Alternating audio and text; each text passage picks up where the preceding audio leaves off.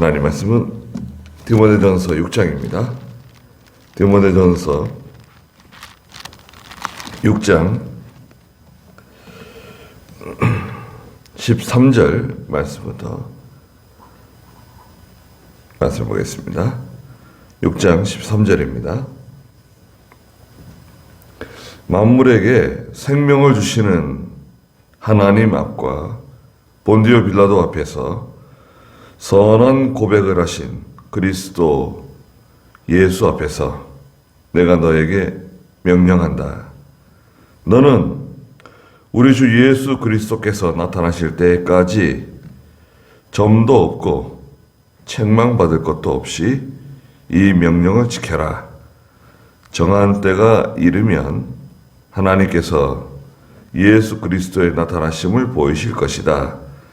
하나님은 복되신 분이시요 오직 한 분이신 주권자이시며 만왕의 왕이시요 만주의 주님이시다. 오직 그분만이 죽지 않으시고 가까이 할 수 없는 빛 가운데 거하시며 아무도 보지 못하였고 또 볼 수도 없는 분이시다. 그분께 존귀와 영원한 능력이 있을지어다. 아멘. 그랬습니다.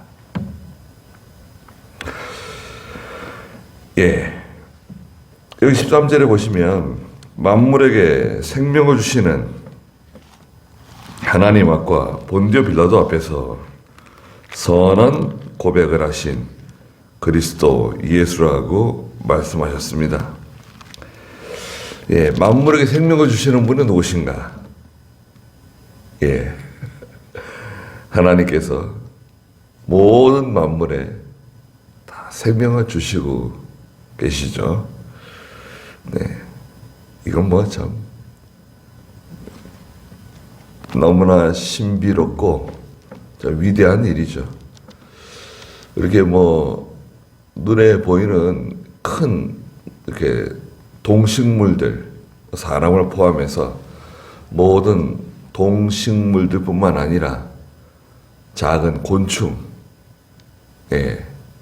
또 땅 속에 작은 그 미생물들, 그리고 눈에 보이지 않지만 그 곰팡이 같은 거 있죠. 그 이끼 같은 것도 곰팡이잖아요. 이끼.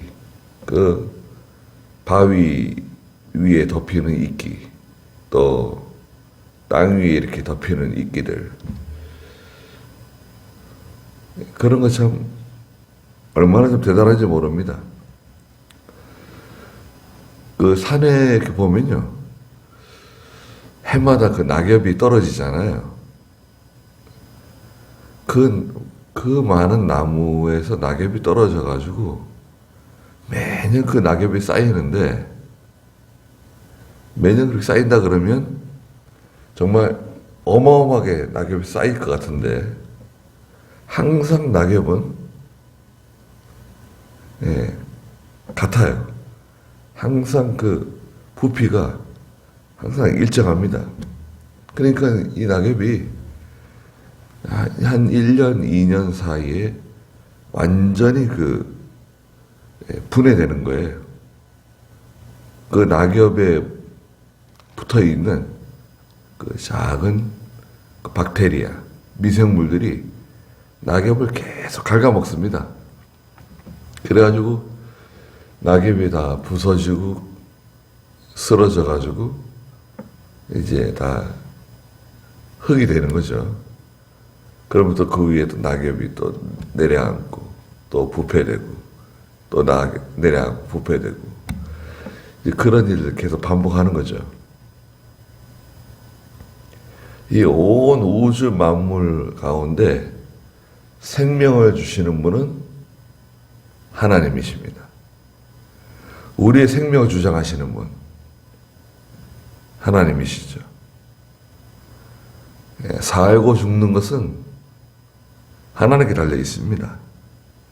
그리고 본디오 빌라도 앞에서 선한 고백을 하신 그리스도 예수님이라 그랬습니다. 예수님께서 빌라도 앞에서 무슨 고백을 하셨는가요? 빌라도가 내가 하나님의 아들이냐? 당신이 하나님의 아들이냐? 물었습니다. 그러니까 내가 하나님의 아들이다. 내가 유대인의 왕이냐? 예수님께서 네가 말한 대로다. 예. 빌라도가 하는 말이 나는 예수라고 하는 이 사람에게서 아무런 죄목을 발견하지 못했다. 그랬어요. 죄를 찾지 못했다. 누가복음 23장에 보면요. 빌라도에게서 빌라도에게 신문을 받으시는 모습이 쭉 기록되어져 있는데요. 1절부터 3절에 보면은 네가 유대인의 왕이냐? 네가 말한 대로 내가 유대인의 왕이다. 죄목을 발견하지 못했어요. 누가복음 23장 4절에서는 난 이 사람에게서 죄를 발견하지 못했다. 죄가 없는 것 같아. 또 23장 14절에서도 그에 대한 고소한 죄목을 도무지 찾지 못했다. 또 20절에서도 죄가 없다. 죄를 찾지 못했어. 22절에서도 사형에 해당하는 아무 죄목을 발견하지 못했다. 그런데 누가복음 23장 24절에 가면 빌라도가 사람의 그들의 요구대로 판결했어요. 그 앞에 23절에 보면은 압력을 가했다 그랬어요. 빌라도에게 압력을 가해가지고 그들의 요구대로 판결을 했다. 25절에도 그들이 요구한 대로 그들의 뜻대로 판결을 했다라고 말했습니다. 예수님께서는 빌라도 앞에서 내가 그리스도라고 말씀하시고 하나님의 아들이라고 말씀하시고 내가 유대인의 왕이다라고 말씀하셨어요. 그게 뭐 잘못된 게 있나요? 네. 자기가 그렇게 생각하는 거 예수님은 실제로 그리스도이시고 하나님의 아들이시고 유대인의 왕이시고 만왕의 왕이시잖아요. 또 오늘날도 마찬가지입니다. 오늘날도요. 자기 자신의 잘못 생각하는 사람이 있다. 그래, 내가 예수다.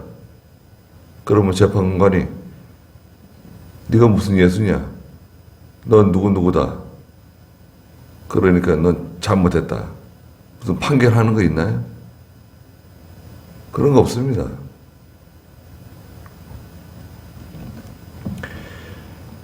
예수님께서는 있는 그대로 증거하셨어요. 빌라도 앞에서 선한 고백을 하신 그리스도 예수 앞에서 내가 너에게 명령한다.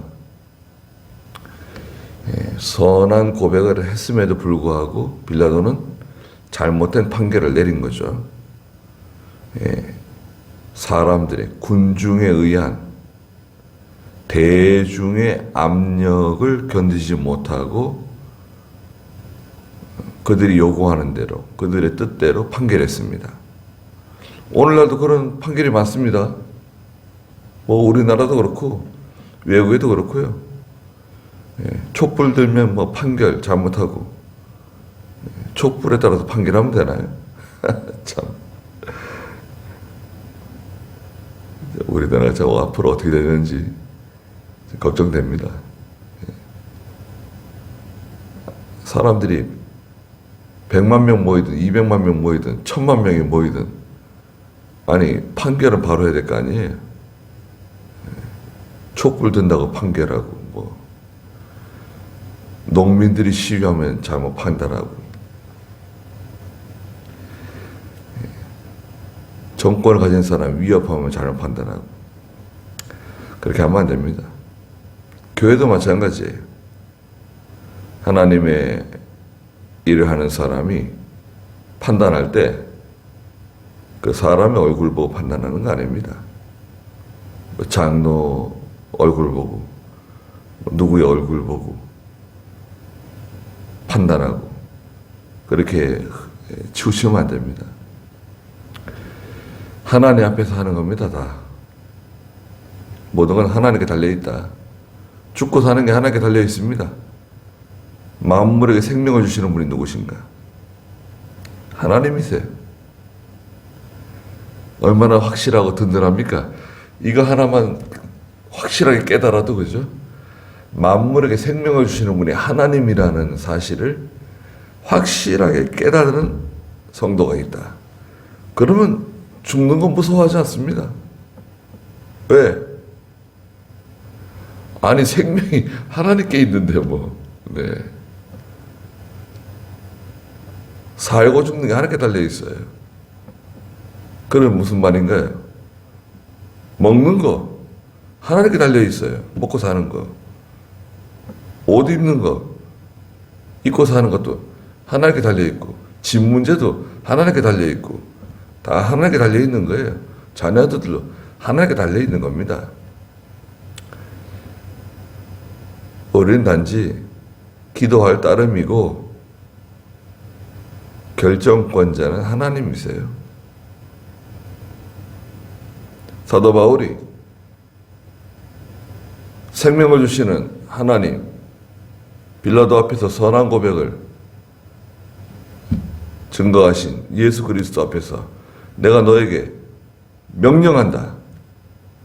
사도 바울이 디모데에게 명령한다는 거예요. 또 하나님께서 오늘 저희들에게 명령하시는 거죠. 14절에 너는 우리 주 예수 그리스도께서 나타나실 때까지 점도 없고 책망받을 것도 없이 이 명령을 지켜라. 장차 예수 그리스도가 나타나실 때가 있다는 거죠. 언제죠? 예수님 재림이죠, 재림. 예수님의 재림 신앙 여기 기록되어 있잖아요. 장차 그리스도께서 나타나실 때까지 점도 없고 책망받을 것도 없어야 한다. 점은 흠이에요, 흠. 예. 책망받을 것. 책망받을 것은 이제 두드러진 죄입니다. 두드러진 죄. 예. 성경 하나님의 말씀을 확연히 어기면서 나가는 두드러진 죄예요. 점도 없고 책망받을 만한 것이 없는 사람이 돼야 된다. 그런 인격자가 돼야 된다는 거예요. 야, 이거 참 어려운 숙제래, 그죠? 점이 없나요? 점이 뭐 우리 얼마나 큰 점들이 많습니까? 점도 없고 책망받을 것도 없는. 예. 우리 몸에는 점 있잖아요. 점이야 뭐 병원 가서 뭐 점을 없앨 수는 있죠. 네. 근데 이제 그 하나님 앞에서 이렇게 하나님께서 보실 때 그건 우리가 흔적을 지울 수가 없잖아요. 뭐 지울 수가 없어요. 이건 뭐 참 흠 없는 사람이 없습니다. 죄라고 하는 그 말은 원래가 관역을 벗어났다는 뜻이에요. 우리 활을 쏘면은 활이 이제 화살이 쫙 날아가서 관역에 탁 그 꽂히는데 그 관역을 벗어난 상태를 말하자면 죄라 그러는 거예요. 하나님의 요구가 있는데 하나님의 뜻, 하나님의 요구에 부족하거나 그것을 어긴 거예요. 어기거나 부족한 거죠. 어긴 것을 우리는 죄라 그러고, 순종했는데 부족한 거, 그걸 이제 보통 흠이라 그러죠. 흠. 근데 흠도 넓은 의미에서 다 죄예요, 사실은. 게으른 거, 욕심, 분쟁, 시기, 질투, 다툼, 이 세상에 속한 모든 것, 다 포함되어 있습니다. 그러니 반대로, 점도 없고 책망받을 것도 없는 상태는 뭔가요? 우리 보통 거룩이라 그러죠. 거룩하고, 성결하고, 또 진실, 의,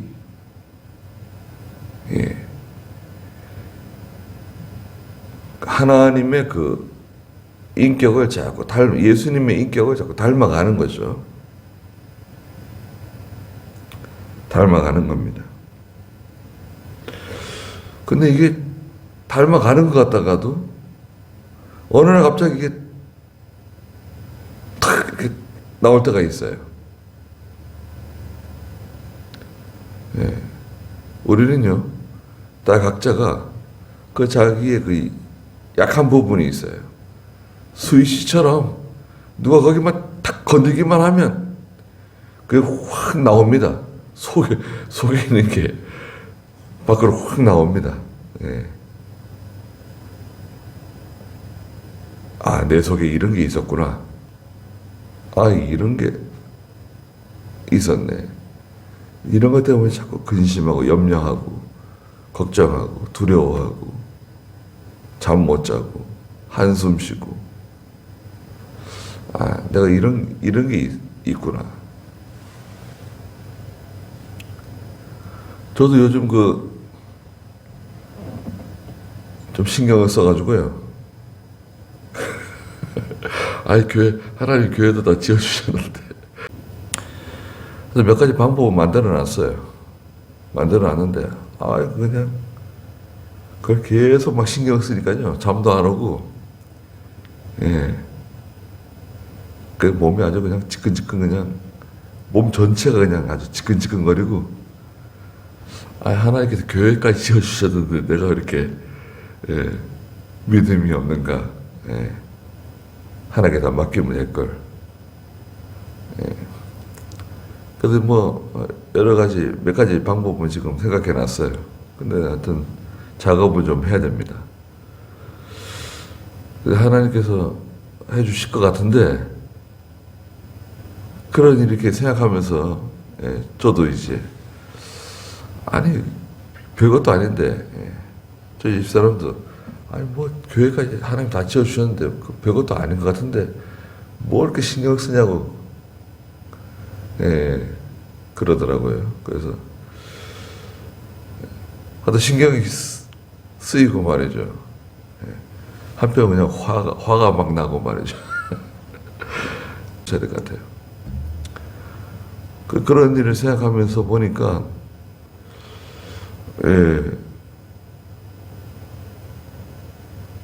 점도 많고, 책망받을 것도 많고, 그런 것 같아요. 그 믿음으로 생각하고, 하나님께 맡기고, 담대하게 나가면 될걸. 뭐 이렇게 자꾸 신경을 쓰니까요. 계속 땅속으로 들어가는 것 같아요.